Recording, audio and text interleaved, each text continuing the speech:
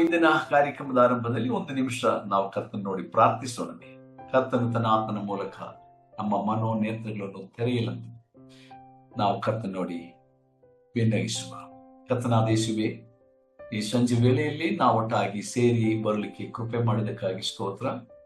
ಮುಂಜಾನೆ ಆರಾಧನೆ ನಂತರ ಈ ಸಂಜೆ ವೇಳೆಯಲ್ಲಿ ಮತ್ತೊಮ್ಮೆ ನಿನ್ನ ಜೀವಕರವಾದ ವಚನಗಳನ್ನು ನಾವು ಅಧ್ಯಯನ ಮಾಡಿಕೊಳ್ಳುವಂತೆ ಪವಿತ್ರಾತ್ಮ ದೇವರೇ ನಮಗೆ ಸಹಾಯಕನಾಗಿರುವುದಕ್ಕಾಗಿ ನನಗೆ ಸ್ತೋತ್ರ. ಈ ಒಂದು ಸದವಕಾಶವನ್ನು ನಮಗೆ ಕೃಪೆಯಿಂದ ಅನುಗ್ರಹಿಸಿ ಕೊಟ್ಟದಕ್ಕಾಗಿ ಸ್ತೋತ್ರ. ಜೀವವಾದರ ಪಟ್ಟಿಯಲ್ಲಿ ನಮ್ಮನ್ನು ಉಳಿಸಿದಕ್ಕಾಗಿ, ಆರೋಗ್ಯ ಕೊಟ್ಟು ಆಶೀರ್ವದಿಸಿದಕ್ಕಾಗಿ, ನಿನ್ನ ಸೇವೆಯಲ್ಲಿ ನಮ್ಮನ್ನು ಇನ್ನೂ ಮುಂದುವರಿಯುವಂತೆ ಸಹಾಯ ಮಾಡುತ್ತಿರುವುದಕ್ಕಾಗಿ ಸ್ತೋತ್ರ ಸಲ್ಲಿಸುತ್ತೇವೆ. ಇರುವ ದಾವತ್ತಿ ನಮ್ಮನ್ನು ನಿನ್ನ ಪ್ರಾಣವುಳ್ಳ ಕೈಗಳಿಗೆ ಒಪ್ಪಿಸಿಕೊಡುತ್ತಾರೆ. ಯೇಸು ಪ್ರಭುವಿನ ಪರಿಶುದ್ಧ ನಾಮದಲ್ಲಿ ಪ್ರಾರ್ಥಿಸಿ ಬೇಡಿದ್ದೇನೆ ತಂದೆ, amen. Praise the lord. Okay, ನಮ್ಮ ಅಧ್ಯಯನದ ವಿಷಯ ಎಫೆಸದವರಿಗೆ ಬರೆದ ಪತ್ರಿಕೆಯಾಗಿರುತ್ತದೆ. ನಾವು ಈಗಾಗಲೇ 2ನೇ ಭಾಗವನ್ನು ಅಧ್ಯಯನ ಮಾಡಿಕೊಳ್ತಾ ಇದ್ದೇವೆ. ಅಂದ್ರೆ ಈ 6 ಅಧ್ಯಾಯಗಳಲ್ಲಿ ಈಗ 4ನೇ ಅಧ್ಯಾಯವನ್ನು ನಾವು ಅಧ್ಯಯನ ಮಾಡ್ತಾ ಇದ್ದೇವೆ. ಕಳೆದ ಅಧ್ಯಯನದ ಸಮಯದಲ್ಲಿ ನಾವು 1ನೇ ವಚನದಿಂದ ಸುಮಾರು 7 ವಚನಗಳ ತನಕ ನಾವು ಓದಿದ್ದೆವು. ಬಟ್ ಅದೇ ಸಮಯದಲ್ಲಿ ಎಲ್ಲ ವಚನಗಳನ್ನು ನಾವು ಸ್ವಲ್ಪ ಮಟ್ಟಿಗೆ ಮಾತ್ರ ನಾವು ನೋಡಿದ್ದೇವೆ ಹೊರತು ಅದು ವಿಶಾಲವಾಗಿ ನೋಡ್ಲಿಕ್ಕೆ ಆಗಲಿಲ್ಲ. ಕೆಲವು 2-3 ವಚನಗಳಷ್ಟೇ ನಾವು ನೋಡ್ಲಿಕ್ಕೆ ನಮಗೆ ಸಮಯ ಇತ್ತು. ಆದರೆ ಈ ವಿಶೇಷವಾದ ಶ್ರೇಷ್ಠವಾದ ಅಪೊಸ್ತಲನಾದ ಪೌಲನ ಈ ಪತ್ರಿಕೆಯ ಈ 4ನೇ ಅಧ್ಯಾಯಕ್ಕೆ ನಾವು ಬಂದಿರುವಾಗ, ಕಳೆದ ಸಂಚಿಕೆಯಿಂದ ಆ ಅಧ್ಯಯನವನ್ನು ನಾವು ಆರಂಭಗೊಂಡಿದ್ದೆವು. ಈ ಪತ್ರದ ಅತಿ ಪ್ರಾಮುಖ್ಯವಾದ 2ನೇ ಈ ಭಾಗದಲ್ಲಿ ಅತಿ ಶ್ರೇಷ್ಠವಾದ ಆತ್ಮೀಕ ಸತ್ಯಾರ್ಥಗಳನ್ನ ಶ್ರೀ ಪೌಲನ ಮೂಲಕ ಪರಿಶುದ್ಧಾತ್ಮ ದೇವರು ನಮಗೆ ತಿಳಿಸ್ತಾ ಇದ್ದಾನೆ. ಸರಿ, ಕಳೆದ ಸಂಚಿಕೆಯಲ್ಲಿ ದೇವರ ಕರೆಯುವಿಕೆಯ ಶ್ರೇಷ್ಠತೆ ಕುರಿತಾಗಿ ನಾನು ಹೇಳಿದೆ ಮತ್ತು ದೇವ ಜನರ ಈ ಐಹಿಕ ಜೀವನದಲ್ಲಿ ಹೇಗೆ ನಡೆದುಕೊಳ್ಳಬೇಕು ಎಂದರ ಕುರಿತು ಹೇಳಿದೆ. ಈ ಇಡೀ ಪತ್ರಿಕೆಯ ಸಾರಾಂಶವನ್ನ 3 ಮಾತುಗಳಲ್ಲಿ ನಾವು ನಮ್ಮ ಆ ಒಂದು ಫ್ಲೈಯರ್ಸ್ ನಲ್ಲಿ ನಾವು ಅಳವಡಿಸಿಕೊಂಡಿದ್ದೀವಿ ಅಥವಾ ನಾವು ತಿಳಿಸಿದ್ದೀವಿ. 1ನೇದು, ಕ್ರಿಸ್ತನಲ್ಲಿ ನಾವು ಕೂಡಿಸಲ್ಪಟ್ಟವರಾಗಿದ್ದೇವೆ ಪರಲೋಕ ರಾಜ್ಯದಲ್ಲಿ ಎಂಬುದಾಗಿ ನಾವು ನೋಡ್ತೇವೆ. ಅಥವಾ ಕೂತುಕೊಳ್ಳಿರಿ ಎಂಬುದಾಗಿ ದೇವರು ನಮಗೆ ಹೇಳಿ ನಮ್ಮನ್ನು ಈಗಾಗಲೇ ರಕ್ಷಣೆ ಹೊಂದಿದಾಗಲೇ ಪರಲೋಕದಲ್ಲಿ ಕೂಡಿಸಿದ್ದಾನೆ. ಆತ್ಮಿಕವಾದ ನಮ್ಮ ಸ್ಥಿತಿ ಏನೆಂಬುದಾಗಿ ಪೌಲನು ಮೊದಲು ಹೇಳುತ್ತಾನೆ. 2ನೇದಾಗಿ ಪೌಲನ ಈ ಪತ್ರದಲ್ಲಿ ನಮಗೆ ತಿಳಿಸುವ ಮುಖ್ಯವಾದ ವಿಷಯ, ನಾವು ಕ್ರಿಸ್ತನಲ್ಲಿ ನಡೆಯಬೇಕು. ವಾಕ್, ನಡೆಯಿರಿ, ನೀವು ನಡೆಯಬೇಕು. ನಾವು ಪರಲೋಕದಲ್ಲಿ ನಮ್ಮ ಆತ್ಮವು ಜೀವವು ಪರಲೋಕದಲ್ಲಿ ದೇವರು ಕೂಡಿಸಿದರೂ ಸಹ ಅಥವಾ ಕೂಡಿಸಿದ್ದಾಗಿಯೂ ಈ ಲೋಕ ಜೀವನದಲ್ಲಿ ನಮಗೊಂದು ನಡತೆ ಇದೆ. ಕ್ರಿಸ್ತಿಯ ಜೀವನ ಅದು ಹೇಳಿಕೆಯಿಂದ ಹೆಚ್ಚಾಗಿ ಅದೊಂದು ನಡಾವಳಿಕೆಯಾಗಿದೆ. Christian life is more than a talk or speaking, rather walking. So ಕ್ರಿಸ್ತಿಯ ಜೀವನ ಒಂದು ಲೌಕಿಕವಾದ ಜೀವನದಲ್ಲಿ ದೇವರೊಟ್ಟಿಗೆ ಕ್ರಿಸ್ತನೊಂದಿಗೆ ಇರುವ ನಡತೆಯಾಗಿದೆ. ಆದ ಕಾರಣ ನಡೀರಿ ಎಂಬುದಾಗಿ 2ನೇದಾಗಿ ನಾವು ನೋಡುತ್ತೇವೆ. 3ನೇದಾಗಿ ನಿಲ್ಲಿರಿ. And thirdly, we see that we must stand for Christ. We must stand with Christ. ಕ್ರಿಸ್ತನೊಂದಿಗೆ, ಕ್ರಿಸ್ತನಿಗಾಗಿ ನಾವು ನಿಲ್ಲುವಂತವರಾಗಿರಬೇಕು ಈ ಲೋಕ ಜೀವನದಲ್ಲಿ. ಹಾಗೆ ನಿಂತರೆ ಮಾತ್ರ ನಾವು ನಮ್ಮನ್ನು ಕೂಡಿಸಿದಂತ ಆ ಪರಲೋಕದಲ್ಲಿ ನಾವು ನಿಜವಾಗಲೂ ಸೇರಿಕೊಳ್ಳುವುದಕ್ಕೆ ಸಾಧ್ಯ. This is very very important. ಈಗ 2ನೇ ಹಂತದಲ್ಲಿ ನಾವಿದ್ದೀವಿ, ಅಥವಾ we are in the second part of this studies that we are in a Christian walk. ಒಂದು ಕ್ರಿಸ್ತಿಯ ನಡತೆಯಲ್ಲಿ ನಾವು ಇದ್ದೇವೆ. ಸೊ ದೇವ ಜನರ ನಡತೆ ಕುರಿತಾಗಿರುವ 7 ಮುಖ್ಯಾಂಶಗಳನ್ನ ಇಂದಿನ ಅಧ್ಯಯನದಲ್ಲಿ ನಾವು ನೋಡಿಕೊಂಡೆವು. ಇವತ್ತು ನಾವು 4ನೇ ವಚನದಿಂದ 6ನೇ ವಚನ ತನಕ ನಾವು ಮೊದಲು ಓದುವ.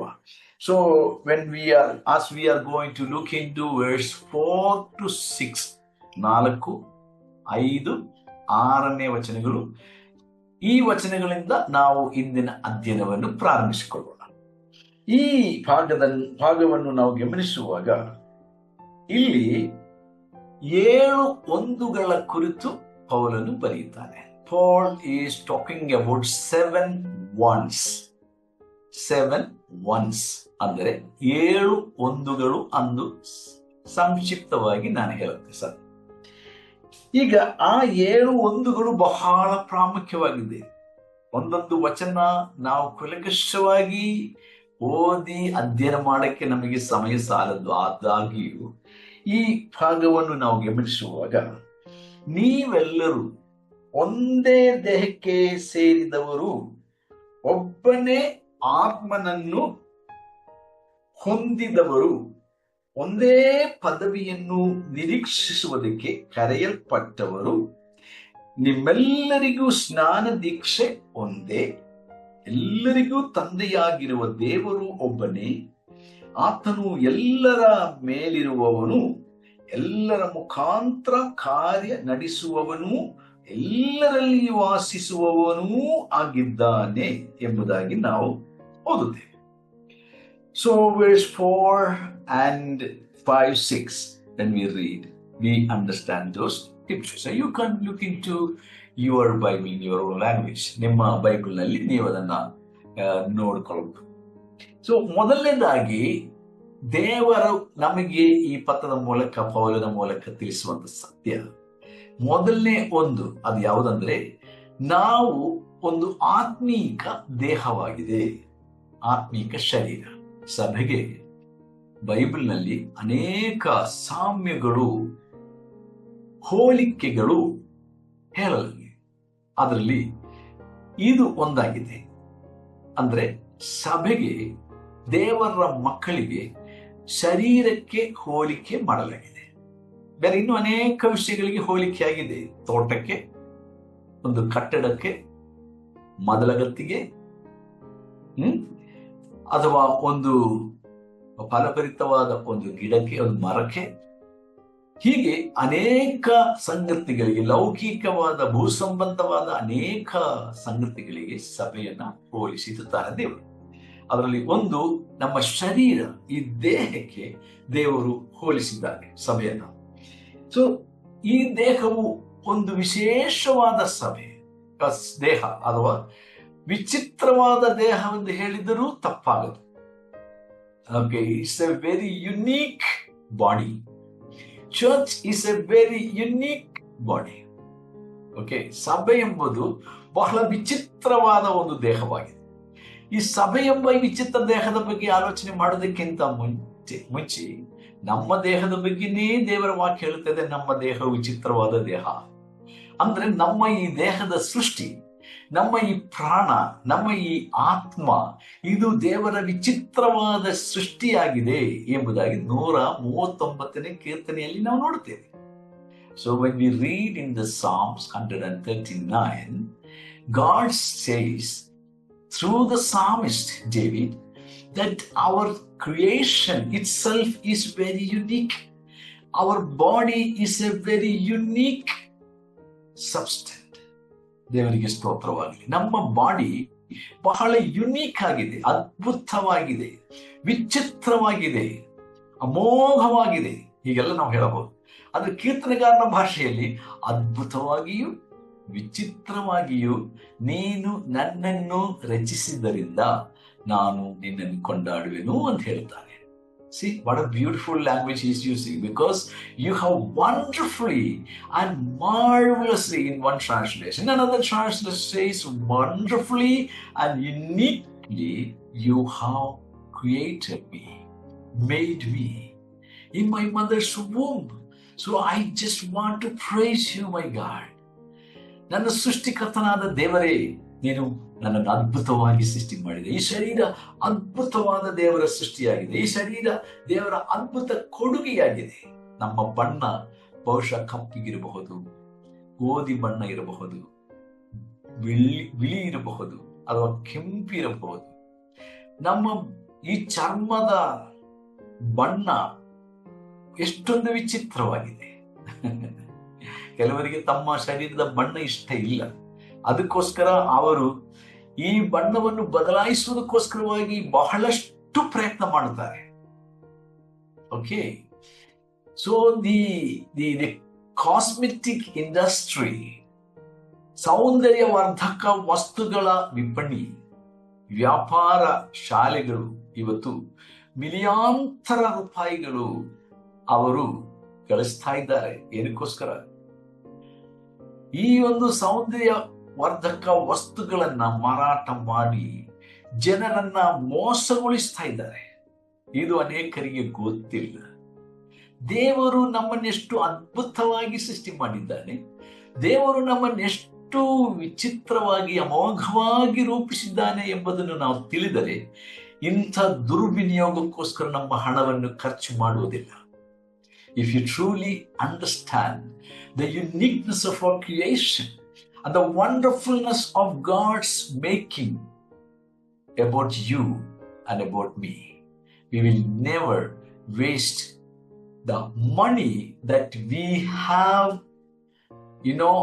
earned with hard work for the cosmetic materials. ಎಷ್ಟೋ ಜನರು ಒಂದು ತಿಂಗಳಿಗೆ ಎಷ್ಟೊಂದು ಸಾವಿರಾರು ರೂಪಾಯಿಗಳು ಖರ್ಚು ಮಾಡುತ್ತಾರೆ. ಮಹಿಳೆಯರು, ಯವನಸ್ಥರು, ಈವನ್ ವಯಸ್ಸಾದವರು ಕೂಡ. ಆದ ಕಾರಣ ಈ ಮಾರುಕಟ್ಟೆಗಳಿಗೆ ಅಥವಾ ಈ ಮಾರ್ಕೆಟ್ಗಳಿಗೆ ತುಂಬಾ ಹಣ ಇದರಿಂದ ಲಾಭವಾಗುತ್ತಾ ಇದೆ.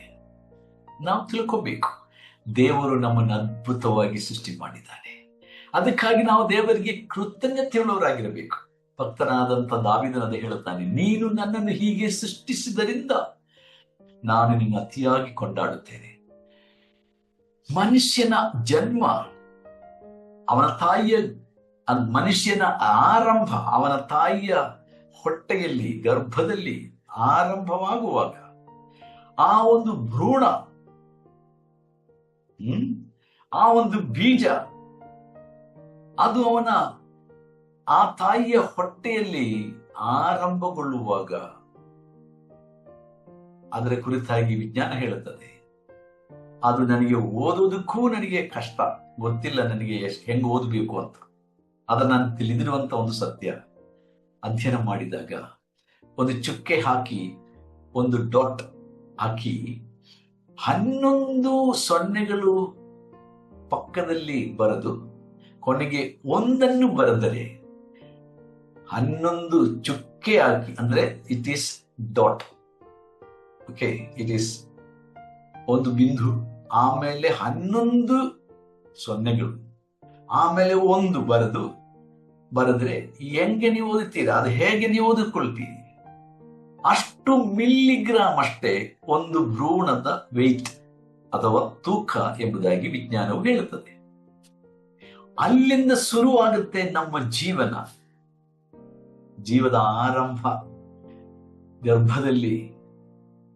ಅಲ್ಲಿಂದ ಈ ಬೀಜ ಬೆಳೆದು 9 ತಿಂಗಳು 10 ತಿಂಗಳು ತುಂಬಿದಾಗ ನಾನು ಮತ್ತು ನಾವು ಹುಟ್ಟಿದೆವು. ಅದರ ಮಧ್ಯದಲ್ಲಿ ಆ ಬೀಜಕ್ಕೆ ಆದಂತ ರೂಪಾಂತರ, ರೂಪ ಬದಲಾವಣೆ ಎಷ್ಟು ಅದ್ಭುತವಾಗಿದೆ. ಈವರೆಗೂ ಶಾಸ್ತ್ರಕ್ಕೆ ಗೊತ್ತಿಲ್ಲ, ಶಾಸ್ತ್ರಲೋಕ ಈವರೆಗೂ ಪತ್ತೆ ಮಾಡಿಕೊಂಡಿಲ್ಲ ಯಾವ ಗಳಿಗೆಯಲ್ಲಿ ಈ ಭ್ರೂಣದೊಳಗೆ ಹೃದಯ ಶುರುವಾಗುತ್ತೆ, ಮೂಳೆ ಹುಟ್ಟುತ್ತೆ, ಒಂದೊಂದು ಒಳಾಂಗಗಳು ಹುಟ್ಟುವುದು ಯಾವ ಸಮಯದಲ್ಲಿ ಎಂದು ಹೇಳಕ್ಕೆ ಬರಲ್ಲ. ಇಷ್ಟು ತಿಂಗಳಲ್ಲಿ ಇಷ್ಟು ವಾರಗಳಲ್ಲಿ ಅಂತೆಲ್ಲ ಹೇಳಬಹುದು. ಕರೆಕ್ಟಾಗಿ ಯಾರಿಗೂ ಈವರೆಗೂ ಅದು ಪತ್ತೆ ಮಾಡಿಕೊಳ್ಳಿಕ್ಕಾಗಿಲ್ಲ, ಅಷ್ಟು ಗುಪ್ತವಾಗಿದೆ. ಸರ್ವಶಕ್ತನಾದ ಸೃಷ್ಟಿಕರ್ತನಾದಂಥ ದೇವರು, ಅದ್ಭುತನಾದ ದೇವರು, ಅಲ್ಲಲ್ಲಿಯ ಆಲೋಚನಕರ್ತನಾದ ದೇವರು, ಪರಾಕ್ರಮಶಾಲಿಯಾಗಿರುವಂತ ಸೃಷ್ಟಿಕರ್ತನು ನಮ್ಮನ್ನೆಷ್ಟು ಅದ್ಭುತವಾಗಿ ಸೃಷ್ಟಿಸಿದ್ದಾನೆ, ಎಷ್ಟೊಂದು ವಿಚಿತ್ರವಾಗಿ ರೂಪಿಸಿದ್ದಾನೆ. ಆತನ ನಾವು ಎಷ್ಟು ಕೊಂಡಾಡಿದ್ರು ಸಹ ನಮ್ಮ ಈ ಶರೀರವೇ ಅದು ಅದ್ಭುತವಾದ ವಿಚಿತ್ರವಾದ ಒಂದು ಸೃಷ್ಟಿಯಾಗಿದೆ. ಹಾಗೆಯೇ ಸಭೆ ಎಂಬ ಶರೀರವು ಕೂಡ.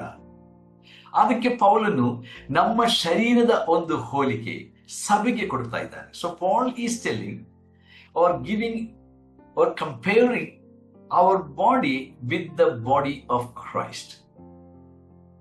That's wonderful, na? ನಮ್ಮ ಶರೀರಕ್ಕೆ ಸಭೆಯೊಂದಿಗೆ ಹೋಲಿಸಿಕೊಂಡು ಪೌಲ ಹೇಳುತ್ತಾನೆ, ನಮಗೆ ಇರುವುದು ಒಂದೇ ದೇಹ. ಅಂದ್ರೆ ಸಭೆ ಎಂಬ ದೇಹ ಹೇಗೆ ಒಂದು ಭ್ರೂಣದ ಮೂಲಕವಾಗಿ ಒಬ್ಬ ಮನುಷ್ಯ ಶರೀರವು ರೂಪುಗೊಂಡು ಮನುಷ್ಯನಾಗಿ ಹುಟ್ಟುತ್ತದೆ, ಅದೇ ರೀತಿಯಲ್ಲಿ ದೇವರ ವಾಕ್ಯ ಎಂಬ ಬೀಜದ ಮೂಲಕ, ದೇವರ ವಾಕ್ಯ ಎಂಬ ಭ್ರೂಣದ ಮೂಲಕ, ನಾಶವಾಗದೇ ಇರುವಂತ ಬೀಜವಾಗಿರುವ ವಾಕ್ಯದ ಮೂಲಕ, ಪೇತ್ರನ ಭಾಷೆಯಲ್ಲಿ ಹೇಳಿದರೆ, ಪೇತ್ರನು ತನ್ನ ಪತ್ರದಲ್ಲಿ ಹೇಳುತ್ತಾನೆ, ನಾಶವಾಗದ ಜೀವವುಳ್ಳ ವಾಕ್ಯ ಎಂಬ ಬೀಜದ ಮೂಲಕ ಪವಿತ್ರಾತ್ಮ ದೇವರು ನಮ್ಮನ್ನು ಹುಟ್ಟಿಸಿದ್ದಾನೆ. ಯೇಸು ಸ್ವಾಮಿ ಕೂಡ ಹೇಳಿದನು ಯೋಹಾನ ಸುವಾರ್ತೆಯಲ್ಲಿ, ಆತ್ಮದಿಂದ ಹುಟ್ಟಿದ್ದು ಆತ್ಮವೇ. ಕರೆಕ್ಟ್? 3ನೇ ಅಧ್ಯಾಯ ಯೋಹಾನ ಸುವಾರ್ತೆ ನಿಕೋದೇಮನಿಗೆ ಹೇಳುವಾಗ, ಆತ್ಮನಿಂದ ಹುಟ್ಟಿದ್ದು ಆತ್ಮವೇ, ದೇಹದಿಂದ ಹುಟ್ಟಿದ್ದು ದೇಹವೇ. ದೇಹದಿಂದ ಹುಟ್ಟಿದರೆ ನಾವು ಸ್ವರ್ಗ ಸೇರಕ್ಕೆ ಸಾಧ್ಯವಿಲ್ಲ, ಅಥವಾ ಬರೀ ದೇಹದ ಹುಟ್ಟುವಿನ ಮೂಲಕ.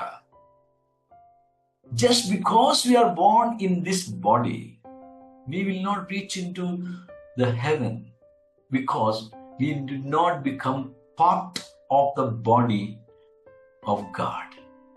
ದೇವರ ಶರೀರಕ್ಕೆ ನಾವು ಸೇರದ ಕಾರಣ ನಾವು ಈ ಕೇವಲ ಭೌತಿಕ ಶರೀರದಲ್ಲಿ ಹುಟ್ಟಿದ್ದರಿಂದ ನಾವು ದೇವರ ಮಕ್ಕಳಾಗಲಿಕ್ಕೆ ಸಾಧ್ಯವಿಲ್ಲ, ಪರಲೋಕ ಸೇರುವುದಕ್ಕೂ ಸಾಧ್ಯವಿಲ್ಲ. ಅದಕ್ಕೆ ಯೇಸು ಸ್ವಾಮಿ ಹೇಳಿದ್ದು, ದೇಹದಿಂದ ಹುಟ್ಟಿದ್ದು ದೇಹವೇ, ಆತ್ಮದಿಂದ ಹುಟ್ಟಿದ್ದು ಆತ್ಮವೇ. ನೀನು ಹೊಸದಾಗಿ ಹುಟ್ಟಬೇಕು ಎಂದು ಹೇಳುವುದರಲ್ಲಿ ನೀನು ಆಶ್ಚರ್ಯ ಪಡಬೇಡ. So the Lord Jesus said to Nicodemus, you should not be surprised because I told you that you must born in the Spirit a second time. If we are born once, we will die twice. If we born once, we will die twice. Remember this. ನಾವು ಒಮ್ಮೆ ಹುಟ್ಟಿದರೆ 2 ಬಾರಿ ಸಾಯ್ತೇವೆ ಖಚಿತವಾಗಿ. But ನಾವು 2 ಬಾರಿ ಹುಟ್ಟಿದರೆ ನಾವು 1 ಸಾರಿ ಅಷ್ಟೇ ಸಾಯುವುದು, ಒಂದೇ ಸಾರಿ ಸಾಯುವುದು. ಆಮೇಲೆ ಪ್ರತಿ ಮನುಷ್ಯನಿಗೂ ದೇವರು ನ್ಯಾಯ ವಿಚಾರಣೆಯನ್ನು ಇಟ್ಟಿದ್ದಾನೆ ಎಂಬುದಾಗಿ ಇಬ್ರಿಯ ಪುಸ್ತಕ 9ನೇ ಅಧ್ಯಾಯದಲ್ಲಿ ಹೇಳಿರುತ್ತಾರೆ. ಅಂದರೆ ದೇಹದಲ್ಲಿ ನಮಗೆ 2ನೇ ಬಾರಿ ಹುಟ್ಟಕ್ಕೆ ಸಾಧ್ಯವಿಲ್ಲ, ಆದ್ರೆ ಆತ್ಮದಲ್ಲಿ ಹುಟ್ಟುವುದಕ್ಕೆ ಸಾಧ್ಯ. ಹೀಗೆ 2 ಸಾರಿ ಹುಟ್ಟಬೇಕು. ದೇಹದಲ್ಲಿ 1 ಬಾರಿ ಹುಟ್ಟಿದೆ, ಅದೇ ರೀತಿಯಲ್ಲಿ ಆತ್ಮದಲ್ಲಿ 2ನೇ ಸಾರಿ ಹುಟ್ಟಬೇಕು. ಹಾಗೆ ಹುಟ್ಟಿದಾಗ ದೇಹದಲ್ಲಿ 1 ಸಾರಿ ಅಷ್ಟೇ ನಾವು ಸಾಯ್ತೇವೆ. ದೇಹದಲ್ಲಿರುವ ಸಾವಿಗೆ ನಿದ್ರೆ ಎಂಬುದಾಗಿ ಪೌಲನು ಥೆಸಲೋನಿಕದವರಿಗೆ ಬರೆದ ಪತ್ರದಲ್ಲಿ 1 ಕೊರಿಂಥ 15ನೇ ಅಧ್ಯಾಯದಲ್ಲಿ ಹೇಳಿರುತ್ತಾರೆ. ಸೊ ಇದು 1ನೆಯ ಮರಣ ಅಥವಾ 1ನೆಯ ಸಾವು. ದೇಹದಲ್ಲಿ ಸತ್ತವರು ಅದು ನಿದ್ರೆಗೆ ಸಮ. ಆದ ಕನವರು ಎಚ್ಚುತ್ತಾರೆ, ಅವರು ಮತ್ತೆ ಎದ್ದೇಳುತ್ತಾರೆ. ಹಾಗೆಯೇ ಈ ದೇಹವು ರೂಪಾಂತರ ಹೊಂದಿ ಕ್ರಿಸ್ತನ ಮಕ್ಕಳಾದವರಿಗೆ ಮಾತ್ರ ಈ ಒಂದು ರೂಪಾಂತರ ಕ್ರಿಸ್ತನು ಬರುವಾಗ ಸಂಭವಿಸುತ್ತದೆ. ಕ್ರಿಸ್ತನಿಲ್ಲದೆ ಸತ್ತವರಿಗೆ ಅವರಿಗೂ ರೂಪಾಂತರವಾಗುತ್ತದೆ. ಅದು ಯಾವಾಗ? ನ್ಯಾಯ ತೀರ್ಪಿನ ದಿನದಲ್ಲಿ, ಅಥವಾ ಕ್ರಿಸ್ತನ ಮುಂದೆ ಪ್ರತಿಯೊಬ್ಬರೂ ನಿಲ್ಲಬೇಕು. ಕೊನೆಯ ನ್ಯಾಯ ತೀರ್ಪು, ಮರಣ, 2ನೇ ಮರಣದ ನ್ಯಾಯ ತೀರ್ಪು ಅಥವಾ ನರಕದ ತೀರ್ಪು. ಕ್ರಿಸ್ತನನ್ನು ರಕ್ಷಕನಾಗಿ ನಂಬದೇ ಇರುವವರು ಈಗಾಗಲೇ ತೀರ್ಪಿಗೆ ಒಳಗಾಗಿದ್ದಾರೆ ಎಂದು ಯೋಹಾನ ಸುವಾರ್ತೆ 3ನೇ ಅಧ್ಯಾಯದ 17-18 ವಾಕ್ಯ ನಮಗೆ ಗೊತ್ತಿದೆಲ್ಲ. ಸೊ ಒಬ್ಬನೇ ದೇವರ ಮಗನಾದ ಯೇಸುವನ್ನು ಅವರು ನಂಬದೇ ಇರುವುದರಿಂದ ಅವರು ಈಗಾಗಲೇ ದೇವರ ತೀರ್ಪಿಗೆ ಅಥವಾ 2ನೇ ಮರಣಕ್ಕೆ ಅಥವಾ ನರಕಕ್ಕೆ ಅವರು ಆಗಲೇ ನೇಮಿಸಲ್ಪಟ್ಟಿದ್ದಾರೆ ಅಂತ ಬರ್ತದೆ. ಆದರೆ ಈಗ ಕ್ರಿಸ್ತ ಯೇಸುವಿನಲ್ಲಿ ಇರುವವರಿಗೆ ಅಪರಾಧ ನಿರ್ಣಯ ಇಲ್ಲವೇ ಇಲ್ಲ. Now there is therefore no condemnation for those who are living in Christ, walking in Christ. ರೋಮಪುರದವರಿಗೆ ಬರೆದ ಪತ್ರ 8ನೇ ಅಧ್ಯಾಯದ 1ನೇ ವಚನದಲ್ಲಿ ಪೌಲ್ ಹೇಳುತ್ತಾನೆ, ಆದ್ದರಿಂದ ಈಗ ಕ್ರಿಸ್ತ ಯೇಸುವಿನಲ್ಲಿ ನಡೆಯುವವರಿಗೆ, ಕ್ರಿಸ್ತ ಯೇಸುವಿನಲ್ಲಿ ನಂಬಿಕೆಯಿಂದ ಜೀವಿಸುತ್ತಾ ಇರುವವರಿಗೆ ಮರಣ ದಂಡನೆ ಅಥವಾ 2ನೇ ಮರಣ ಇಲ್ಲವೇ ಇಲ್ಲ. ಹಾಲೆಲೂಯ, ದೇವರಿಗೆ ಸ್ತೋತ್ರವಾಗಲಿ. ಯಾಕಂದ್ರೆ ನಮಗೆ 2ನೇ ಜನ್ಮ ದೇವರು ಕೊಟ್ಟಿದ್ದಾನೆ ಕೃಪೆಯಿಂದ, ಪವಿತ್ರಾತ್ಮನ ಮೂಲಕ, ದೇವರ ವಾಕ್ಯ ಎಂಬ ಬೀಜದ ಮೂಲಕ. ಹಾಗೆ ನಾವು ದೇವರ ಕುಟುಂಬದವರಾಗಿದ್ದೇವೆ, ದೇವರ ಕುಟುಂಬಕ್ಕೆ ಸೇರಿದ್ದೇವೆ, ಕ್ರಿಸ್ತನೊಂದಿಗೆ ನಾವು ಸೇರಿಕೊಂಡಿದ್ದೇವೆ, ಕ್ರಿಸ್ತನೊಟ್ಟಿಗೆ ಇಜ್ಜೋಡಾಗಿದ್ದೇವೆ. So our body became one with Jesus through the regeneration, through the rebirth by faith in Christ and in His gospel, through the living seed of God, the living word. ನಾಶವಾಗದಿರುವಂತ ದೇವರ ವಾಕ್ಯ ಎಂಬ ಬೀಜದ ಮೂಲಕ ನಾವು ಆತ್ಮೀಕವಾಗಿ 2ನೇ ಬಾರಿ ಹುಟ್ಟಿರುವುದರಿಂದ ನಮಗೆ 2ನೇ ಮರಣವಿಲ್ಲ.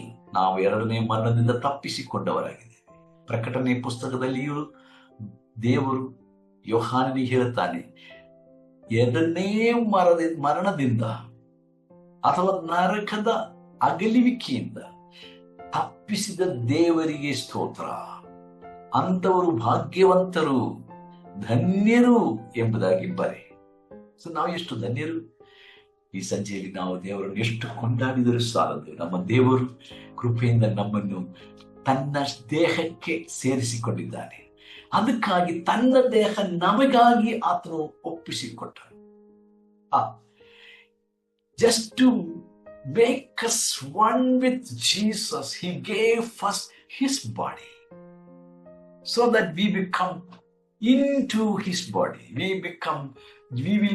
We will join to be with him by faith.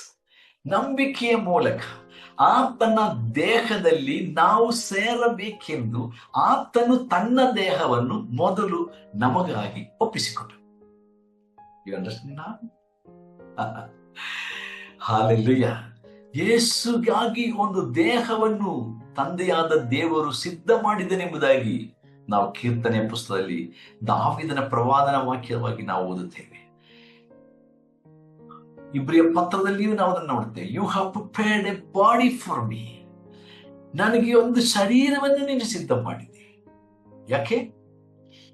ಆತನ ಶರೀರದೊಂದಿಗೆ ನಾವು ಒಂದಾಗಬೇಕು, ನಮ್ಮ ಶರೀರವು ಒಂದಾಗಬೇಕು, ನಮ್ಮ ಜೀವ ಒಂದಾಗಬೇಕು, ನಮ್ಮ ಆತ್ಮ ಒಂದಾಗಬೇಕು. ಯಾಕಂದ್ರೆ ಪಾಪದ ನಿಮಿತ್ತ ಆ ಜೀವ ಮತ್ತು ಆತ್ಮ ನಾವು ದೂರವಾಗಿ ಹೋಯಿತು, ಅಥವಾ ನಮ್ಮ ಜೀವಾತ್ಮ ಮತ್ತು ದೇಹ ಸಹಿತವಾಗಿ ದೂರ ಹೋಗಿತ್ತು ಅಥವಾ ಮರಣ ಹೊಂದಿತ್ತು. ಇದೇ ನಾನು ಆರಂಭದಲ್ಲಿ ಕೆಲವು ತಿಂಗಳುಗಳ ಹಿಂದೆ ಇರುವಾಗ 2ನೇ ಅಧ್ಯಾಯದ ಅಧ್ಯಯನವನ್ನು ಮಾಡುವಾಗ ನಾನು ಹೇಳಿದೆ, ಅಲ್ಲಿ ಮೊದಲನೇ ವಾಕ್ಯಗಳಲ್ಲಿ ಪೌಲನು ಹೇಳುವಂತದ್ದಾಗಿದೆ, ಪಾಪ ಮತ್ತು ಅಪರಾಧಗಳ ದೆಸೆಯಿಂದ ಸತ್ತವರಾಗಿದ್ದ ನಿಮ್ಮನ್ನು, ನಮ್ಮನ್ನು, ಸಭೆಯನ್ನು, ವಿಶ್ವಾಸಿಗಳನ್ನು ಕ್ರಿಸ್ತನಲ್ಲಿ ತಂದೆಯಾದ ದೇವರು ಬದುಕಿಸಿ ಹೊಸ ಬದುಕು ಕೊಟ್ಟನು, ಹೊಸ ಜೀವ ಕೊಟ್ಟನು, 2ನೆಯ ಬಾಳು ಕೊಟ್ಟನು. ಹಾಲೆಲೂಯ. ಹೀಗೆ ಕ್ರಿಸ್ತನೊಂದಿಗೆ ನಮ್ಮನ್ನೊಂದು ಹೊಸ ಪುರುಷನನ್ನಾಗಿ ದೇವರು ಸೃಷ್ಟಿಸಿದ್ದಾನೆ ಎಂಬುದಾಗಿ 2ನೇ ಅಧ್ಯಾಯದಲ್ಲಿ ನಾವು ಅದನ್ನು ಅಧ್ಯಯನ ಮಾಡುವಾಗ ನಾನು ಹೇಳಿದೆ. ಇಲ್ಲಿ 4ನೇ ಅಧ್ಯಾಯದಲ್ಲಿ ನೋಡುವಾಗ ಅದೇ ಪೌಲ್ ಹೇಳುತ್ತಾ ಇದ್ದಾನೆ, ಒಂದು ದೇಹವಾಗಿ ಸಭೆಯನ್ನು ದೇವರು ಕರ್ತನಾದ ಯೇಸು ಕ್ರಿಸ್ತನ ದೇಹದೊಂದಿಗೆ ಈ ಸಭೆ ಎಂಬ ದೇಹವನ್ನ ಒಂದು ಮಾಡಿದ್ದಾನೆ. ಅದಕ್ಕಾಗಿ ದೇವರು ತನ್ನ ಮಗನ ದೇಹವನ್ನು ಸಿದ್ಧ ಮಾಡಿದ್ದಾನೆ. ಆ ದೇಹದಲ್ಲಿ ಆತನು ಮರಣವನ್ನು ಒಪ್ಪಿಸಿದನು, ಅಥವಾ ಮರಣಕ್ಕೆ ಯೇಸು ಒಳಗಾದನು.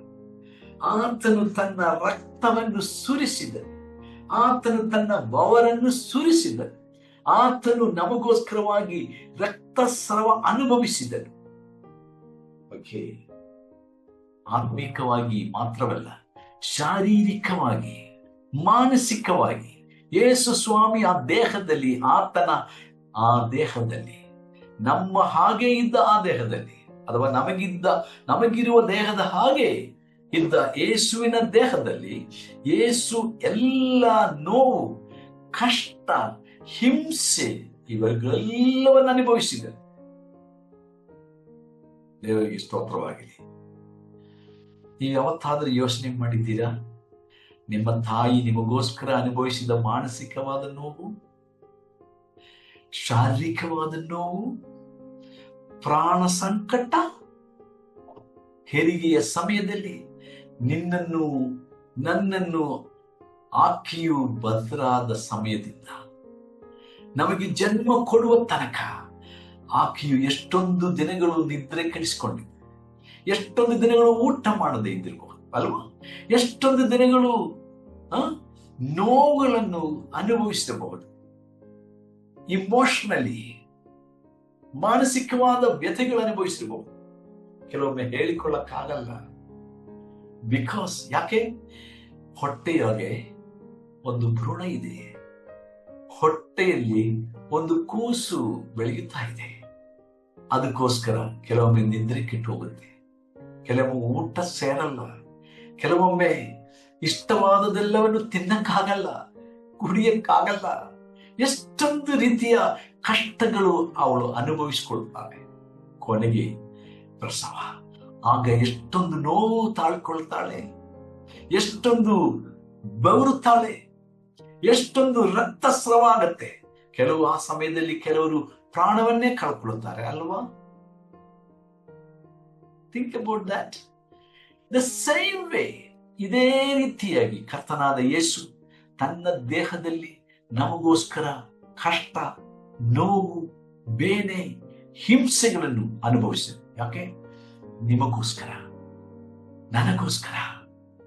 ನಾನು ಆತನ ದೇಹದೊಟ್ಟಿಗೆ ಸೇರಬೇಕೆಂದು, ನಾನು ಮತ್ತು ಆತನ ದೇಹ ಒಂದಾಗಬೇಕೆಂದು. ಹೇಗೆ ಒಂದು ಮಗುವಿನ ದೇಹ, ಪ್ರಾಣ ಮತ್ತು ಆತ್ಮ ಆ ತಾಯಿಯೊಟ್ಟಿಗೆ ಒಂದಾಗುತ್ತೆ, ಆ ಭ್ರೂಣಾವಸ್ಥೆಯಲ್ಲಿ, ಆ ಗರ್ಭಾವಸ್ಥೆಯಲ್ಲಿ. ಎರಡು ಬೇರೆ ಬೇರೆ ಜೀವ ಎಂದು ಹೇಳಿದ್ರು ಕೂಡ, ಎರಡು ಬೇರೆ ಬೇರೆ ಪ್ರಾಣ ಎಂದು ಹೇಳಿದ್ರು ಕೂಡ, ಅದು ಆತ್ಮಗಳು ಎಂದು ಹೇಳಿದ್ರು ಕೂಡ, ದೇಹಗಳು ಎಂದು ಹೇಳಿದ್ರು ಕೂಡ, ಅದು ಒಂದೇ ದೇಹದಲ್ಲಿ ಇರ್ತದೆ. ಹಾಗೆ ಯೇಸು ಕ್ರಿಸ್ತನು ನಮಗೋಸ್ಕರವಾಗಿ ಅನುಭವಿಸಿದ ಕಷ್ಟ, ಹಿಂಸೆ, ನೋವು, ಉಪದ್ರವ ಎಲ್ಲವನ್ನು ನಾವು ಗಮನಿಸಿಕೊಂಡಾಗ ನಾವು ಆತನ ಕೊಂಡಾಡುವುದಕ್ಕೆ ಮಾತುಗಳು ಸಾಲದು ಪ್ರಿಯರೇ. ಆತನ ಪ್ರೀತಿಯನ್ನು ವರ್ಣಿಸುವುದಕ್ಕೆ ನಮಗೆ ಅಸಾಧ್ಯ ಪ್ರಿಯರೇ.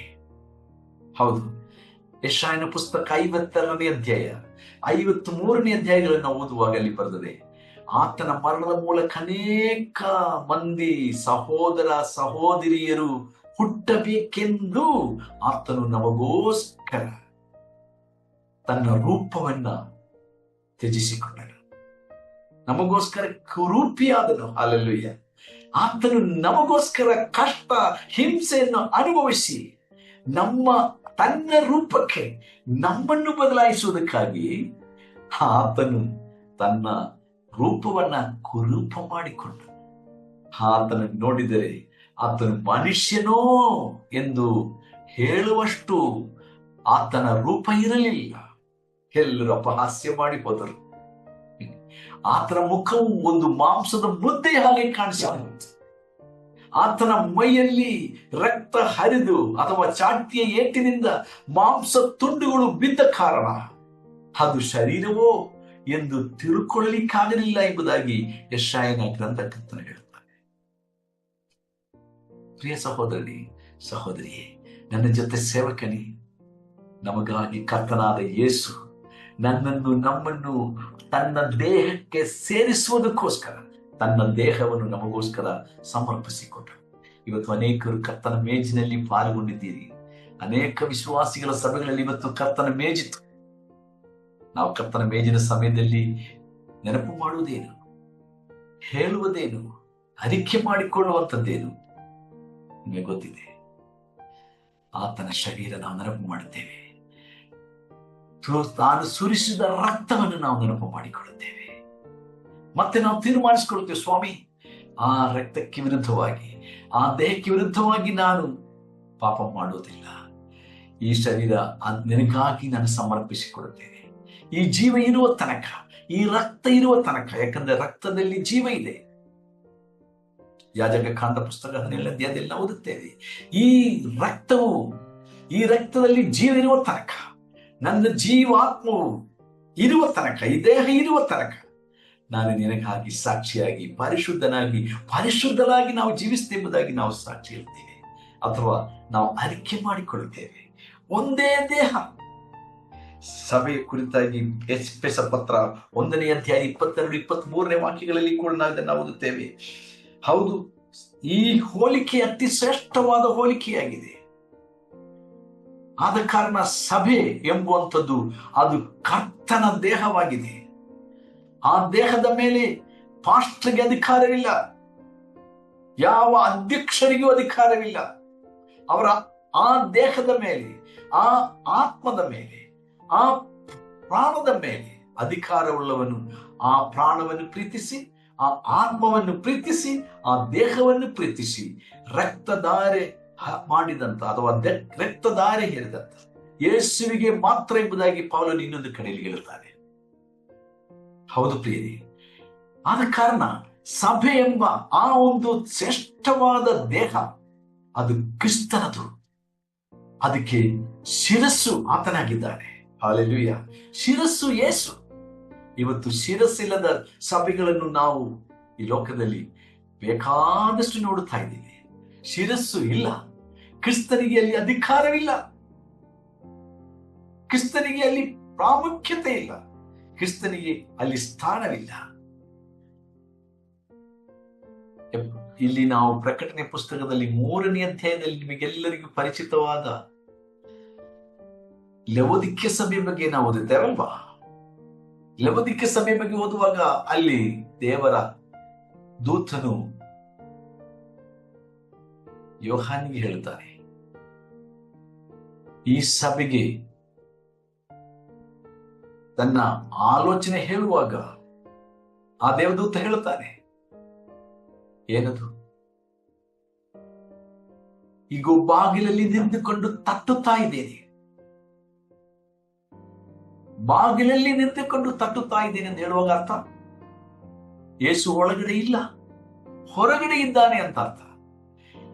ಲವೋದಿಕ್ಯ ಎಂಬ ಸಭೆ ಈ 21ನೇ ಈ ಒಂದು ಶತಮಾನದ ಅಥವಾ ಈ ಒಂದು ಕಾಲಘಟ್ಟದ ಸಭೆ ಕುರಿತಾಗಿದೆ. 19ನೇ ಶತಮಾನದಿಂದ ಅಥವಾ 19ನೇ ಇಸವಿಯಿಂದ ಆರಂಭಗೊಂಡ ಲವೋದಿಕ್ಯ ಸಭೆ ಎಂಬುದಾಗಿ ಸಭೆಯ ವಿಷಯದಲ್ಲಿ ನಾವು ಕಲಿಯುವಾಗ ನಾವು ತಿಳ್ಕೊಳ್ತೇವೆ. ಅಲ್ಲಿಂದ ಯೇಸು ಸ್ವಾಮಿ ಮಧ್ಯಾಕಾಶದಲ್ಲಿ ಸಭೆಯನ್ನು ಎತ್ತಿಕೊಂಡು ಹೋಗುವುದಕ್ಕಾಗಿ ಯಾವಾಗ ಬರುತ್ತಾನ, ಅಲ್ಲಿವರೆಗೂ ಮನಸಾಂದ್ರ ಪಟ್ಟು ದೇವರ ಶರೀರಕ್ಕೆ ಸೇರಿಕೊಳ್ಳುವಂತ ಪ್ರತಿಯೊಬ್ಬ ವಿಶ್ವಾಸಿಯನ್ನು ಗುರುತಿಸುವಂತದ್ದಾಗಿದೆ ಲವೋದಿಕೀಯ ಸಭೆ. ಈ ಸಭೆಯ ಕುರಿತಾಗಿ ದೇವರು ಹೇಳೋದೇನು?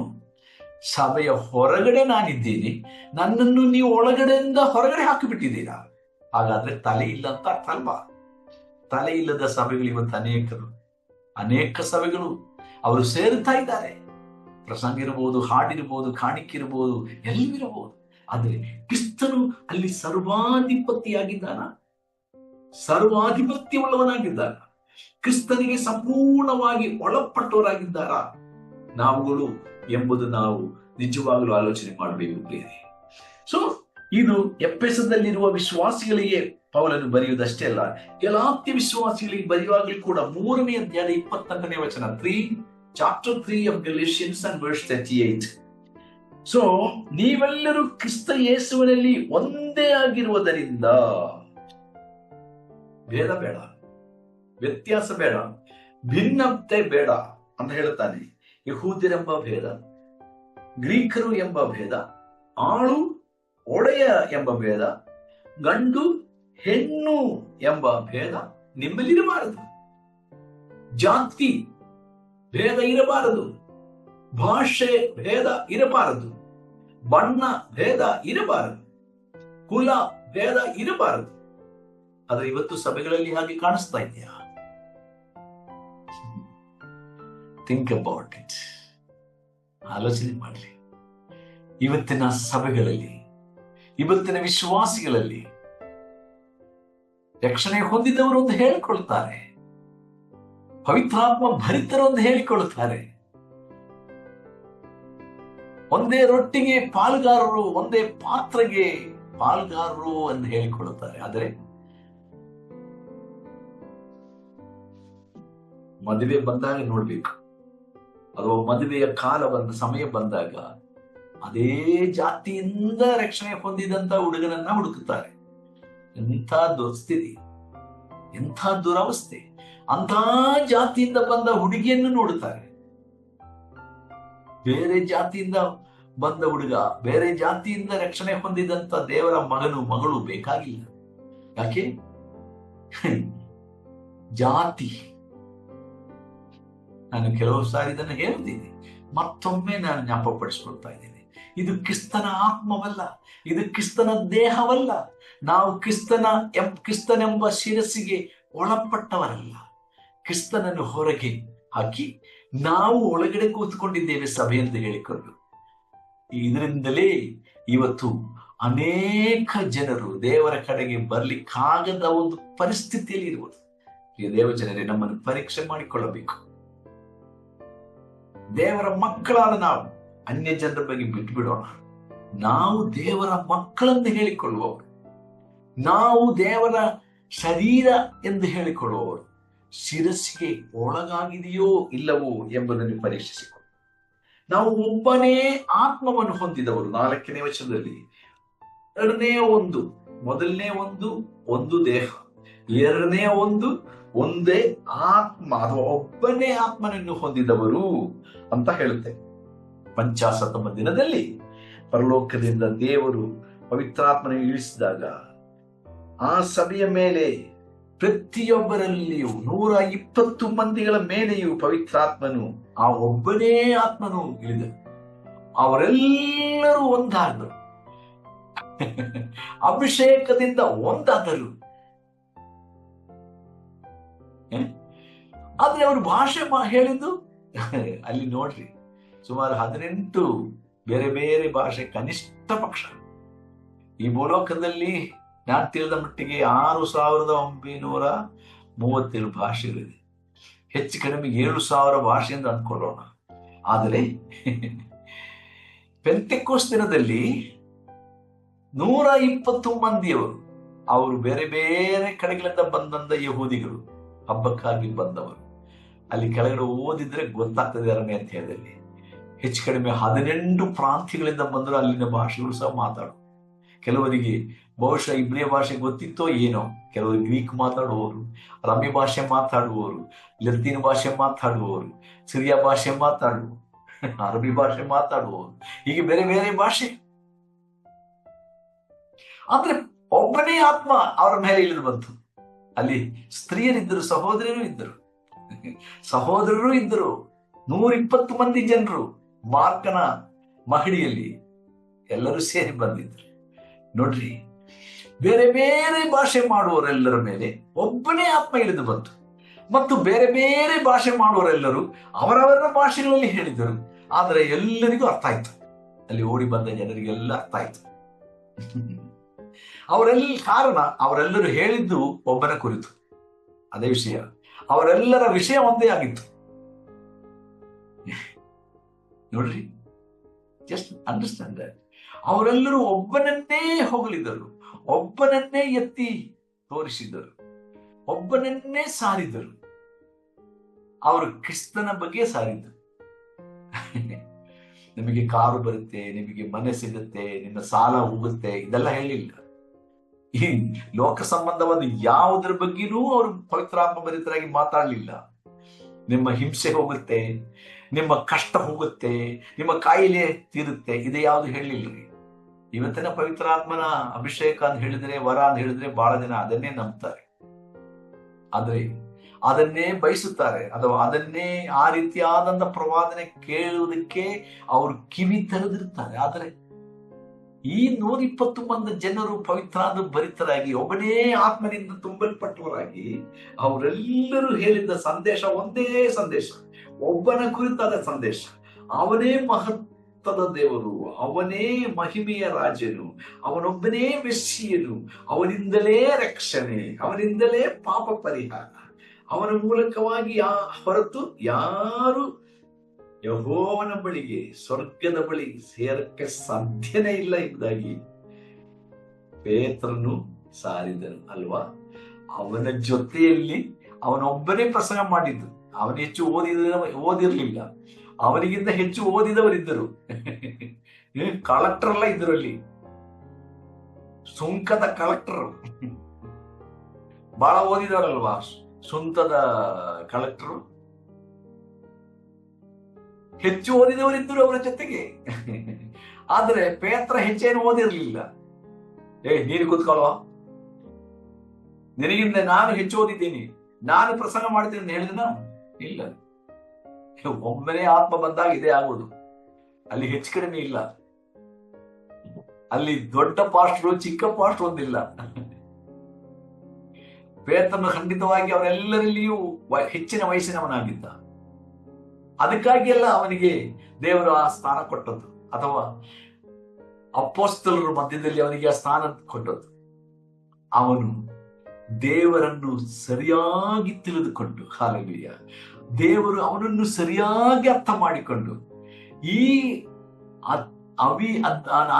ಹೆಚ್ಚು ವಿದ್ಯಾಭ್ಯಾಸ ಇಲ್ಲದಂತ ಯಾವಾಗಲೂ ಚಾಡಿಯುವವನು, ಅಥವಾ ಯಾವಾಗಲೂ ಬೇಗ ಬೇಗ ಮಾತಾಡುವವನು, ಬೇಗ ಬೇಗ ತಿರಸ್ಕಾರ ಮಾಡುವವನು, ಬೇಗ ಬೇಗ ನಂಬುವವನು, ಈಗೆಲ್ಲ ಹೇಳ್ಬೋದು, ಬೇತನ ಬಗ್ಗೆ ತುಂಬಾ ವಿಷಯ ಹೇಳ್ಬೋದು.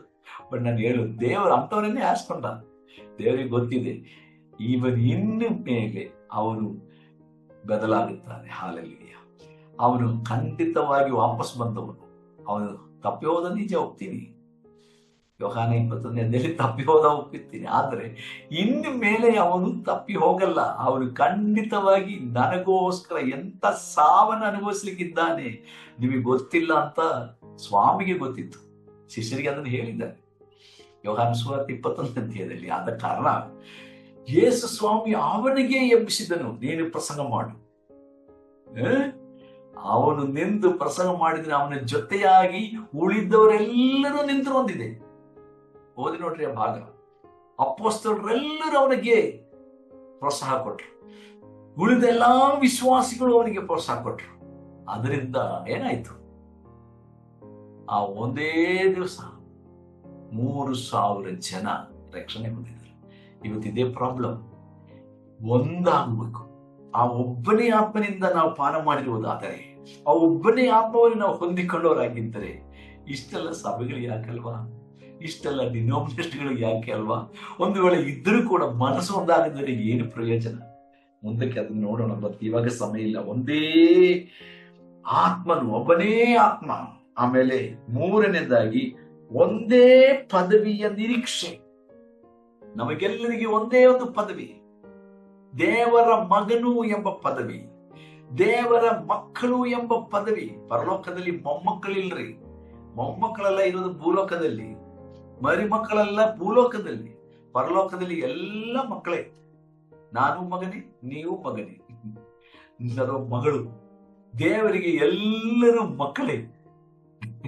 ಆದ ಕಾರಣ ಈ ಲೋಕ ಜೀವನದಲ್ಲಿ ನಾವು ತಿಳ್ಕೋಬೇಕು, ಪರಲೋಕದ ದೇವರು ನಮ್ಮನ್ನು ತನ್ನ ಮಕ್ಕಳಾಗಿ ಮಾಡಿದ್ದಾನೆ. ಇದು ಎಷ್ಟು ದೊಡ್ಡ ಭಾಗ್ಯ. ಯೋಹಾನ ಹೇಳುತ್ತಾನೆ 3ನೇ ಅಧ್ಯಾಯದಲ್ಲಿ, ಪತ್ರದಲ್ಲಿ 1ನೇ ಪತ್ರ 3ನೇ ಅಧ್ಯಾಯದ 1ನೇ ವಾಕ್ಯದಲ್ಲಿ, ಇದು ಎಂಥ ದೊಡ್ಡ ಭಾಗ್ಯ ನೋಡ್ರಿ. ನಾವು ದೇವರ ಮಕ್ಕಳು. ಹಾಲೆಲೂಯಾ. ದೇವರನ್ನ ಅಪ್ಪ, ತಂದೆಯೇ, ಅಪ್ಪಜಿ ಎಂದು ಕರೆಯುವಂತ ಮಹಾಭಾಗ್ಯ ದೇವರು ಕೊಟ್ಟಲ್ವಾ? ಇದಕ್ಕಿಂತ ದೊಡ್ಡ ಭಾಗ್ಯ ಏನ್ ಬೇಕು? ಯಾಕಂದ್ರೆ ನಮಗೆ ಆ ಒಂದೇ ಪದವಿ. ದೇವರ ಸಾರೂಪ್ಯದ ಪದವಿ, ದೇವರ ಜೊತೆಗಾರಿಕೆ ಪದವಿ, ದೇವರ ಹಾಗೇ ನಾವು ಬದಲಾಗುವಂತ ಪದವಿ, ಇದು ನಮ್ಮ ನಿರೀಕ್ಷೆಯಾಗಿದೆ. ಅದರಿಂದ ಆತನಿಂದ ಕರೆಸಿಕೊಂಡವರು ನಿರೀಕ್ಷಿಸುವ ಪದವಿ, ದೇವರ ಹಾಗೆಯೇ ನಾವು ಆಗುತ್ತೇವೆ ಎಂಬ ಪದವಿ. ನೀವು ತಿಳಿದುಕೊಳ್ಳುವಂತೆ ದೇವರು ನಿಮ್ಮನ್ನು ಅನುಗ್ರಹಿಸಲಿ ಎಂಬುದಾಗಿ 1ನೇ ಅಧ್ಯಾಯ 18ನೇ 19ನೇ ವಾಕ್ಯಗಳಲ್ಲಿಯೇ ಪೌಲ ಆಗಲೇ ಹೇಳಿದ್ದಾನೆ. 1ನೇ ಅಧ್ಯಾಯದಲ್ಲಿ ಅದಕ್ಕಾಗಿ ನಿಮ್ಮ ಕಣ್ಣುಗಳು ದೇವರು ತೆರೆಯಬೇಕು ಅಂತ ಹೇಳುತ್ತಾನೆ. God should open your eyes of understanding so that you must know, you must understand for what position God has called you out. ದೇವರು ನಿಮ್ಮನ್ನು ಯಾವ ಒಂದು ಪದವಿಗೋಸ್ಕರ ಆರಿಸಿ ಪ್ರತ್ಯೇಕಪಡಿಸಿಕೊಂಡು ತನ್ನ ದೇಹದೊಟ್ಟಿಗೆ ಸೇರಿಸಿಕೊಂಡಿದ್ದಾನೆ ಅಂತ ನೀವು ತಿಳ್ಕೋಬೇಕ್ರಿ. ಅದಕ್ಕಾಗಿ ದೇವರು ನಿಮ್ಮ ಕಣ್ಣುಗಳು ತೆರೆಯಬೇಕು. ಇವತ್ತು ಕೂಡ ಅನೇಕ ವಿಶ್ವಾಸಿಗಳು ಕುರುಡರಾಗಿದ್ದಾರೆ. ಯಾಕಂದ್ರೆ ಅವರಿಗೆ ವಾಕ್ಯದ ನಂಬಿಕೆ ಇಲ್ಲ. ನಂಬಿಕೆ ಇಲ್ಲದವರ ಕಣ್ಣು ಮಂಕು ಮಾಡಿದ್ದಾನೆ, ಮನಸ್ಸು ಮಂಕು ಮಾಡಿದ್ದಾನೆ ಅಂತ 2ನೇ ಕೊರಿಂಥ ಪತ್ರದಲ್ಲಿ 4ನೇ ಅಧ್ಯಾಯದಲ್ಲಿ ಪೌಲ ಹೇಳಿಲ್ವಾ? 10ನೇ ಅಧ್ಯಾಯದಲ್ಲಿ ಪೌಲ ಹೇಳಿಲ್ವಾ? ನೋಡ್ರಿ, ಇದು ಸೈತಾನನ ವಂಚನೆ. ದೇವರ ವಾಕ್ಯದ ಸತ್ಯವನ್ನು ತಿಳ್ಕೋಬಾರದು, ಅರ್ಥ ಮಾಡಿಕೊಳ್ಳಬಾರದು. ನಂಬುವವರ ಮನಸ್ಸೇ ಅವನು ಮಂಕು ಮಾಡಿರುವುದಾದ್ರೆ ನಂಬಿಕೆ ಇಲ್ಲದವರ ಮನಸ್ಸಿನ ಬಗ್ಗೆ ಏನು ಹೇಳೋಣ? Think about that. ನಂಬಿದವರ ಅಂದ್ರೆ ವಿಶ್ವಾಸಿಗಳ ಮನಸ್ಸೇ ಮಂಕಾಗಿದೆ. ಅವರು ಯಾರಾಗಿದ್ದಾರೆ, ಯೇಸು ಯಾರಾಗಿದ್ದಾನೆ, ನಮಗೆ ಬರಲಿರುವಂತ ಪದವಿ ಎಂಥದ್ದು, ಇದು ಯಾವುದು ಸರಿಯಾದ ಗ್ರಹಿಕೆ ಇಲ್ಲದವರಾಗಿರುವುದರಿಂದ ಅವರು ಗೊತ್ತಾಗಿಯೋ ಅಥವಾ ಗೊತ್ತಿಲ್ಲದೆಯೋ ಕ್ರಿಸ್ತನನ್ನ ಹೊರಗಡೆ ಹಾಕಿದ್ದಾರೆ. ಅವರ ದೇಹ ಎಂಬ ಸಭೆಯೊಳಗಿನಿಂದ ಹೊರಗೆ ಹಾಕಿದ್ದಾರೆ. ಅವರ ಸಭೆ ಎಂಬ ದೇಹದೊಳಗಿನಿಂದಲೂ ಹೊರಗೆ ಹಾಕಿದ್ದಾರೆ. ಅವರೇ ಸಭೆ ಎಂಬ ದೇಹ ಮತ್ತು ಅವರು ಸೇರಿ ಬರುವ ಸಭೆ ಎಂಬ ಆ ದೇಹದಿಂದಲೂ ಯೇಸುವನ್ನು ಹೊರಗೆ ಹಾಕಿದ್ದಾರೆ. ಯೇಸುವಿಗೆ ಅಧಿಕಾರ ಇಲ್ಲ. ಎಷ್ಟೊಂದು ದುರವಸ್ಥೆ.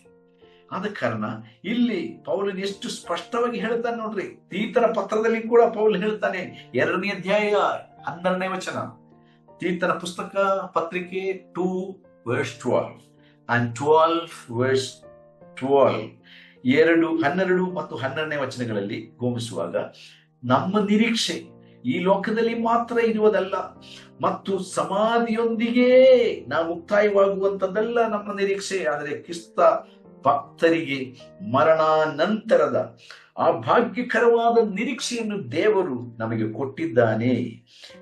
ಕ್ರೈಸ್ತರು ನಿರೀಕ್ಷಿಸುವಂತ ಈ ಮಹಾ ಪದವಿಯನ್ನು ನೆನೆಸಿ ನಾವು ಉಲ್ಲಾಸ ಪಡಬೇಕು ಎಂಬುದಾಗಿ ರೋಮ 12:12 ಪೌಲನು ಹೇಳುತ್ತಾನೆ. ರೋಮ ಪದವಿಗೆ ಬರೆದ ಪತ್ರ 11ನೇ ಅಧ್ಯಾಯ 12ನೇ ವಚನ, ತೀತನ ಪುಸ್ತಕ 2ನೇ ಅಧ್ಯಾಯ 12ನೇ ವಚನದಲ್ಲಿ ನಮ್ಮ ಮಹಿಮೆಯ ಪದವಿ ನಾವು ಒಂದು ದಿನದಲ್ಲಿ ಅಥವಾ ಅತಿ ಶೀಘ್ರದಲ್ಲಿ ಕ್ರಿಸ್ತನ ಹಾಗೇ ನಾವು ರೂಪಾಂತರಗೊಳ್ಳುತ್ತೇವೆ. ನಮ್ಮ ಈ ಶರೀರ ಕ್ರಿಸ್ತನ ಶರೀರದಂತೆ ಬದಲಾಗುತ್ತೆ.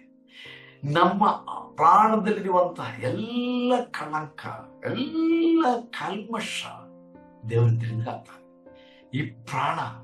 ಈ ಪ್ರಾಣದೊಳಗೆ ನಮ್ಮ ಪಿತೃಗಳಿಂದ ನಮಗೆ ಸಿಕ್ಕಿರುವಂತಹ ಈ ಪ್ರಾಣದಲ್ಲಿ ಪಾಪದ ಆ ಒಂದು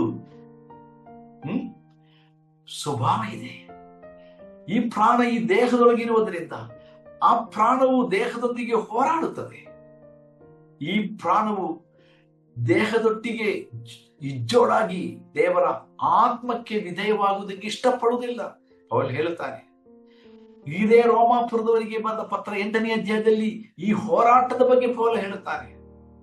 ಆತ್ಮವು ದೇಹದೊಂದಿಗೆ, ಮಾಂಸದೊಂದಿಗೆ, ಶರೀರಾಧೀನ ಸ್ವಭಾವಗಳೊಂದಿಗೆ ಹೋರಾಡುತ್ತಾ ಇದೆ. ಇದೇ 8ನೇ ಅಧ್ಯಾಯದಲ್ಲಿ ಪೌಲ ಹೇಳುತ್ತಾನೆ, ನಮಗಿರುವಂತ ಮಹಿಮಾ ಪದವಿ ನಾವು ಕ್ರಿಸ್ತನ ತನ್ನ ಮಗನ, ದೇವರ ಮಗನ ಸಾರೂಪ್ಯಕ್ಕೆ ಬದಲಾಗಬೇಕೆಂದು ದೇವರು ನಮ್ಮನ್ನು ಯುಗದ ಉತ್ಪತ್ತಿಗಿಂತಲೂ ಮುಂಚಿತವಾಗಿ ಕರೆದು ಪ್ರತ್ಯೇಕಪಡಿಸಿದ್ದಾನೆ. ಹಲ್ಲೆಲೂಯಾ! ಎಂಥ ದೊಡ್ಡ ಭಾಗ್ಯ. ನಾನು 7 ಒಂದುಗಳ ಬಗ್ಗೆ ಹೇಳಿದೆ. ಈಗಾಗಲೇ ಸಮಯ ದಾಟಿದ್ದರಿಂದ ನಾನು ಈ 3ನೇ ವಿಷಯಕ್ಕೆ ಮುಕ್ತಾಯಗೊಳಿಸ್ತೇನೆ. ದೇವರ ಚಿತ್ತವಾದರೆ ದೇವರು ನಮಗೆ ಆಯುಷ್ ಆರೋಗ್ಯ ಕೊಟ್ಟರೆ ಮುಂದಿನ ದಿನದಲ್ಲಿ ಬಾಕಿಯನ್ನು ನಾವು ನೋಡೋಣ. ದೇವರು ತಾನೇ ಇಂದಿನ ದೇವರನ್ನು ಆಶೀರ್ವದಿಸಲಿ ಎಂಬುದಾಗಿ ನಾನು ಪ್ರಾರ್ಥಿಸ್ತೇನೆ. ಬನ್ನಿ ಒಂದು ನಿಮಿಷ ಪ್ರಾರ್ಥಿಸೋಣ. ಪ್ರೀತಿ ಸ್ವರೂಪನಾದ ನಮ್ಮ ಪರಲೋಕದ ತಂದೆಯೇ, ನಿನ್ನ ಪರಿಶುದ್ಧ ನಾಮಕ್ಕೆ ಎರಗಿ ನಾವು ವಂದಿಸಿ ಆರಾಧಿಸಿ ನೀ ನಮಗೆ ಅನುಗ್ರಹಿಸಿದ ಮಹಾ ಪದವಿಯನ್ನು ನಾವು ನಿರೀಕ್ಷಿಸುತ್ತಾ ನಿನ್ನ ಕೊಂಡಾಡ್ತೇವೆ. ನಮ್ಮನ್ನು ನಿನ್ನ ದೇಹದೊಟ್ಟಿಗೆ ಒಂದು ಮಾಡುವುದಕ್ಕೋಸ್ಕರ ನೀನು ನಿನ್ನ ದೇಹವನ್ನ ಆ ಶಿಲುಬೆಯ ಮೇಲೆ ಅದಕ್ಕಿಂತಲೂ ಮುಂಚಿತವಾಗಿ ಬೆವರುತ್ತಾ ರಕ್ತ ಸುರಿಸುತ್ತಾ ಆ ಗೆತ್ಸೆಮನೆ ತೋಟದಲ್ಲಿ ಪ್ರಾರ್ಥನೆ ಮಾಡಿದಾಗ ಪ್ರಸವ ವೇದನೆಗಿಂತಲೂ ಭಯಂಕರವಾದ ವೇದನೆಯನ್ನು ಅನುಭವಿಸಿ ನಾವು ಹುಟ್ಟಬೇಕೆಂದು, ಎರಡನೇ ಬಾರಿ ಹುಟ್ಟಬೇಕೆಂದು, ನಿನ್ನ ದೇಹಕ್ಕೆ ನಾವು ಸೇರಬೇಕೆಂದು, ನಾವು ನಿನಗೆ ತಮ್ಮಂದಿರಾಗಬೇಕು, ತಂಗಿಯಂತರಾಗಬೇಕು, ನಿನಗೆ ಮಕ್ಕಳಾಗಬೇಕು, ಸಹೋದರ ಸಹೋದರರಾಗಬೇಕು ಅಂತೇಳಿ ನಮಗಾಗಿ ನೀನು ಅನುಭವಿಸಿದ ಬಾಧೆಗಳಿಗಾಗಿ, ಕಷ್ಟ ಹಿಂಸೆ ನೋವುಗಳಿಗಾಗಿ ಸ್ತೋತ್ರ ಸಲ್ಲಿಸ್ತೇವೆ. ನಾವಿತ್ತು ನಿನ್ನ ದೇಹಕ್ಕೆ ಸೇರಿದವರು.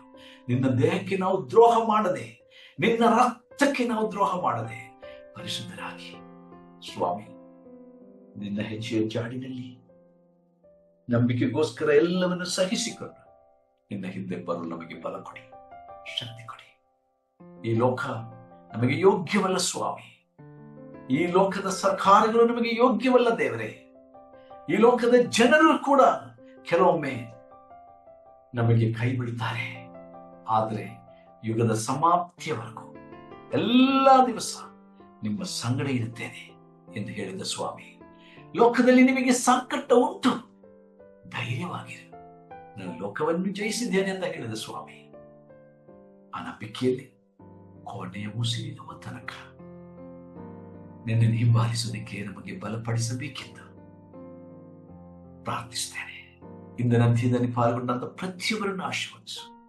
ಯೂಟ್ಯೂಬ್ನ ಮೂಲಕವಾಗಿ ಮುಂದಿನ ದಿನಗಳಲ್ಲಿ ಇದನ್ನು ವೀಕ್ಷಿಸುವ ಪ್ರತಿಯೊಬ್ಬರನ್ನು ಆಶೀರ್ವದಿಸು. ನಾವು ನಿನ್ನ ಸಾರೂಪ್ಯಕ್ಕೆ ಸೇರುವ ತನಕ ಈ ನಂಬಿಕೆಯಲ್ಲಿ ಬಲವಾಗಿ ನಿಲ್ಲುವಂತೆ, ಸ್ಥಿರವಾಗಿ ನಿಲ್ಲುವಂತೆ ಸಹಾಯ ಮಾಡಿ. ನಿನ್ನೊಟ್ಟಿಗೆ ನಡೆಯೋದಕ್ಕೆ ಸಹಾಯ ಮಾಡಿ. ಯೇಸು ಕ್ರಿಸ್ತನ ಪರಿಶುದ್ಧ ನಾಮದಲ್ಲಿ ಬೇಡಿದ್ದೇನೆ. Amen, amen.